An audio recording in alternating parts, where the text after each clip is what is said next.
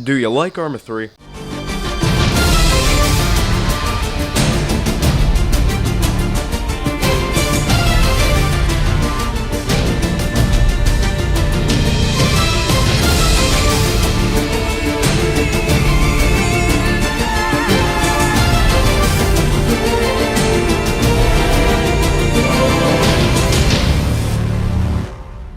To many, Arma 3 is the pinnacle of milsim games. If you don't know what Arma 3 is, let me explain. Released in 2013 by Bohemia Interactive, Arma 3 is a milsim sandbox, allowing players to create almost anything they want using the Eden editor, play it with their friends, or upload it to the Steam Workshop for other people to play. While other games in the genre might do similar things to Arma, Arma always stands as the main one to go to make whatever you want. For example, I've played in several units that try and keep things similar to real life, and played in others that are set in the 40k universe. There's so much I could get into when talking about Arma. The units, the missions, the modders keeping it alive to this day. But there's one specific game mode I want to talk about in this video.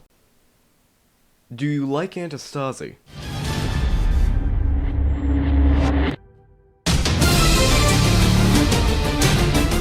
Antistasi is a game mode in which you're tasked with taking over an island. How do you do this, you may ask? With guerrilla tactics, obviously. You and the insurgency are tasked with liberating the island from the oppressive forces. And you do this through borderline terrorism, attacking bases, outposts, and military airports. Once you capture an area, it then belongs to the resistance. And once you capture all the airports, you win the game. Sounds easy enough, right?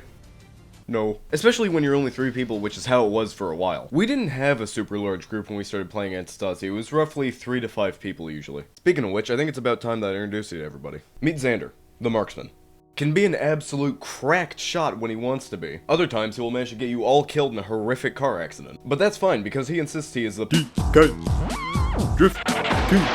Meet Ashton, the medic.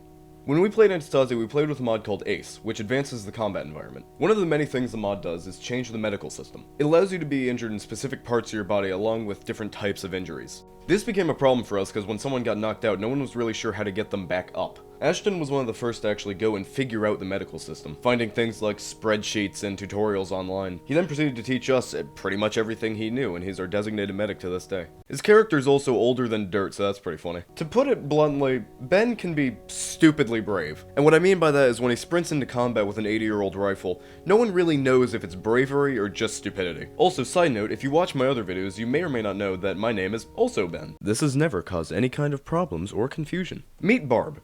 Barb is British, unironically. I also kind of have to mention this because people have been confused by it in the past. Barb is a dude, but we just met him under the username Barbarian, so we just shortened things to Barb. And meet the other British guy. Day. The guy we never really talked to again. Nothing against the guy, but he just really wasn't into Arma anymore, so this is kind of the last time we saw him. And finally, me, the commander, who really didn't know what they were doing. Now that you've met our merry band of morons, get used to them, because some of these guys you're going to be seeing quite a bit. Others, not so much. So, once everyone got loaded into the game and joined the server, we started figuring stuff out. Fiddling around with the arsenal and trying to figure out what to do. We kept dying every time we tried to do a mission, so we were trying to find a different way to get money. Not really knowing that we needed guns instead of money. We learned that you could sell vehicles, so we immediately quit our jobs as insurgents and started selling cars. We would daisy chain vehicles together and try and take them back home, and Arma really was not a fan of that. So after taking stuff back home and sometimes fighting for it, we would finally be able to sell it and make money somewhat peacefully. So I would head up to the car, open my commander menu, sell the vehicle, and get pocket change. So I think it's fair to say that we needed to kill stuff to get money. But then we kinda ran into a problem. We ended up dying a lot. Like, a lot. And it got to the point where people weren't really having fun anymore. And so one by one, our 5-man crew kinda disbanded. And that marked the end of our first Antistasi adventure. He said it! He said it! And so you might be thinking to yourself, that story sucked. And it's kinda because, yeah, it did. But it marks the beginning of something fascinating. Because over the next 3 years, me and the crew took over 5 separate islands, with an average of 5 people. And there's people that we added to this who ended up just being good friends of the group, because they were fun to hang out with in Arma. I know a lot of what I'm talking about really just comes from nostalgia, and that's certainly true when talking about Malden, but a part of it means a lot, not just to me, but to our entire group. And I want to share these stories with everyone who finds this channel, because sometimes the videos are either kinda interesting or really funny, but also because my Arma 3 clip folder is around 490 gigabytes. And so I hope you all will join me through the retelling of all these stories over the course of however many years it takes me to make all of these. And just before I let the outro play here, a couple quick little things. If you're here from my source engine stuff, I'm not done with the source engine, I just want to make other kinds of videos. And if you want to come and say hi, I have a little Discord server, it's very active. But that's about all I gotta say. But I'll keep coming.